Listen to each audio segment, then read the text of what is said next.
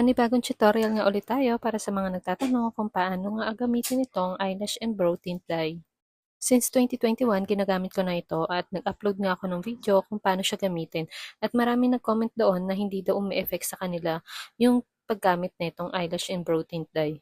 Ipapakita ko nga ulit sa inyo kung paano ko siya gamitin at yung mga step by step. First, maglalagay muna tayo ng coloring cream at ng lotion. At dito, konting amount lang ang kailangan natin dahil sa konting amount na yan, kaya na rin nila maglagay ng 3 to 4 person na kilay. Tapos i-mix lang natin tong dalawang solution na to. Before natin siya i-apply sa kilay natin, kailangan yung brush na gagamitin natin ay malinis. Kapag mag-apply ka na sa kilay mo, kailangan malinis yung kilay mo at tuyo. Kung ayaw mo maghilamos, pwede kang gumamit ng baby wipes para linisin yung kilay mo, para matanggal yung mga oil sa kilay mo. Tapos gagamit ka ng tissue para matuyo yung kilay mo. Sa pag-a-apply ng kilay, para lang din kayong nagkikilay, pero i-make sure nyo lang na hindi lalagpas sa kilay nyo.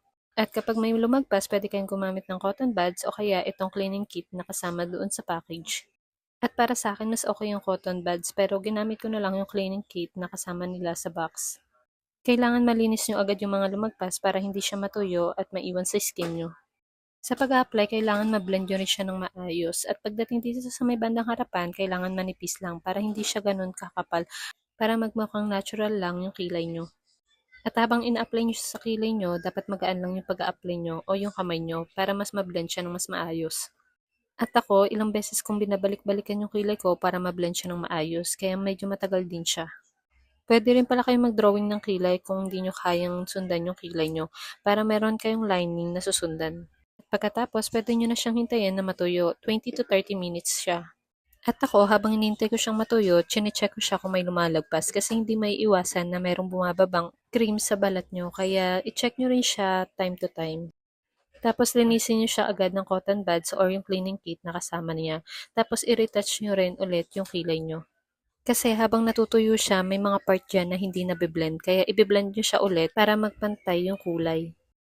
At kung feeling nyo tuyo na siya, pwede nyo na siyang linisin at ang ginagamit ko lang ay baby wipes. Hindi ko siya hinihilamusan ng tubig, baby wipes lang yung pinanglilinis ko. At 2 to 3 times ko lang siya iwa-wipes. At pag nalinisan ko na nga siya at may nakita akong mga part na merong hindi nalagyan, naglalagay ako ulit at hihintayin ko ulit itong matuyo at lilinisin ko ulit ng wipes. At ito na nga yung final result niya.